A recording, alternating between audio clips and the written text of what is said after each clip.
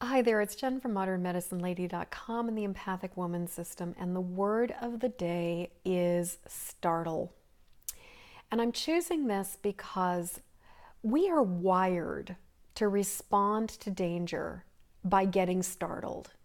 And when we get startled, what happens is that it sets off a cascade of response in our body.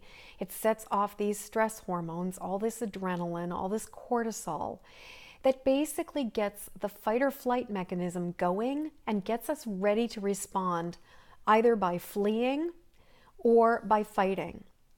And when our ancestors were alive thousands and thousands of years ago, millennia ago, when we were just in caves, it was really helpful to have that mechanism in place, because what it did was it prepared us for danger and it gave us the energy that we needed to respond very, very quickly and to react without having to think, and to basically move and haul ass and get out of danger and harm's way.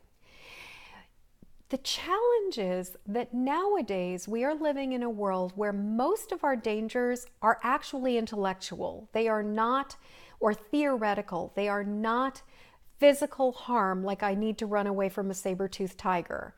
Most of the danger is stuff that is about what could happen, what we imagine, or is more sort of how we're affected by things, but not in the same way that we need to protect ourselves from an avalanche or a saber-toothed tiger or a tidal wave or something.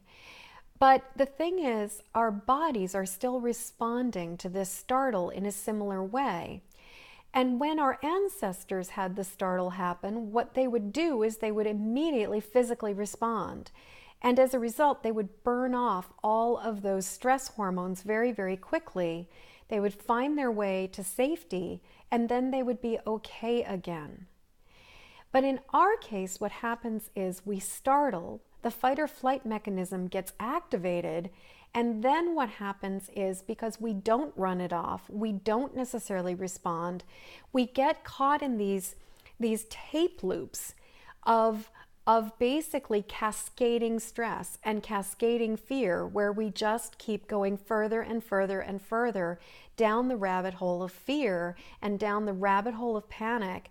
And what happens then is that our brains, when we need to use that fight or flight, they basically sort of, I can't think of the word right now, but it's like they basically reroute all of the power, all of the energy, all of the focus on getting out of danger. And so we develop this tunnel vision, and we develop this single-minded intention to get ourselves to safety. The problem with this, when it is persistent and when it's going on because we haven't rebooted that fight or flight, is that we have this tunnel vision that prevents us from being able to see things clearly. So if you think about like a martial artist, and how one of the things that makes a good martial artist so skilled is that when they are fighting from a place of profound calmness. They're not reacting in fear. They are so calm and so focused and so grounded that they can flow with the whole process, and they can see all of the different possibilities and angles, and they can find solutions that if they were reacting from that old lizard brain and from that old fight or flight, they would not be able to protect themselves as easily.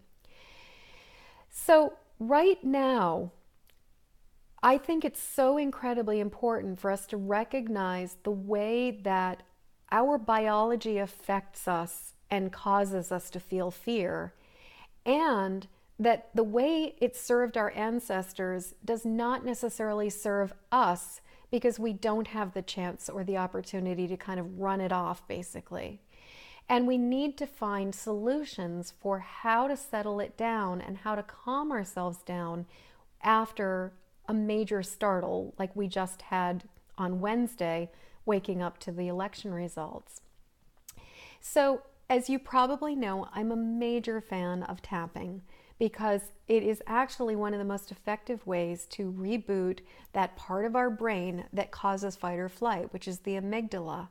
And by just doing even a little bit of tapping, we can calm our nervous system back down. And by doing that, we can bring ourselves back to a place of more calmness, more clarity, more focus, and then we can start looking at our options with a much broader vantage point and have a perspective that will allow us to see choices and possibilities that are not just flee to Canada or come out swinging. So I figured that today I would just offer a little tiny bit of tapping in as a piece of this word of the day. And I'm just going to do, if you've been on my videos or with me before, you probably know this, but if you've never done anything with me before, I'm just going to lead you through a really simple exercise.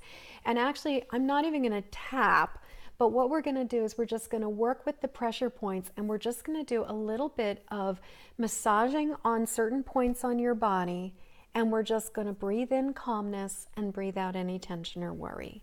So this is called the karate chop point.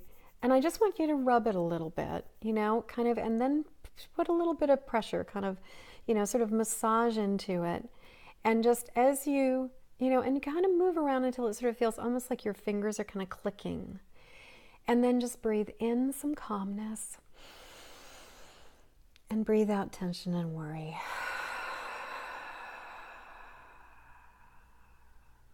Now we're just going to put our hands right on the top of our head. And again, we're just going to breathe in some calmness. And we're just going to breathe out some of this fear.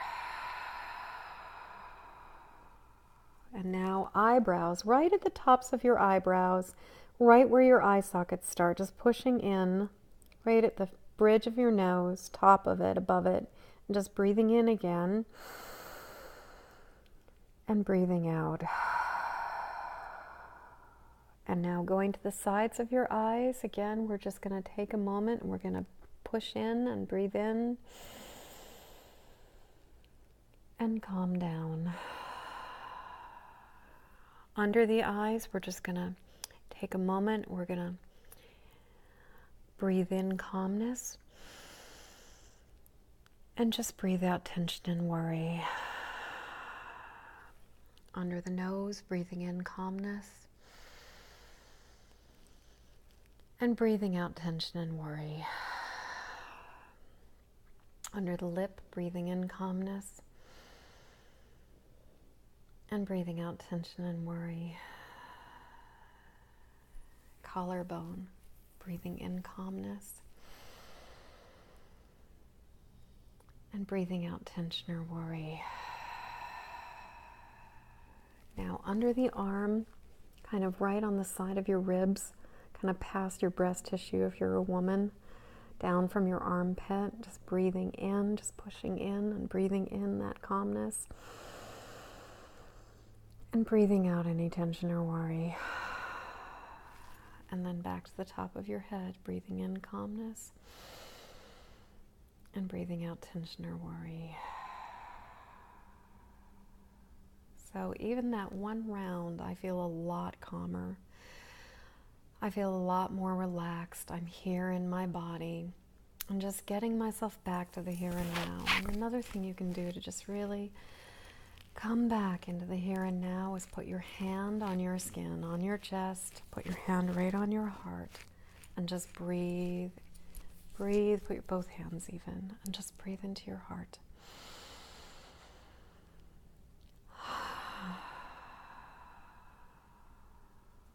So, I just really want to invite you to do everything you can to take care of yourself today, to take care of the people that you love today, and to be really gentle and just keep coming back right here, right now.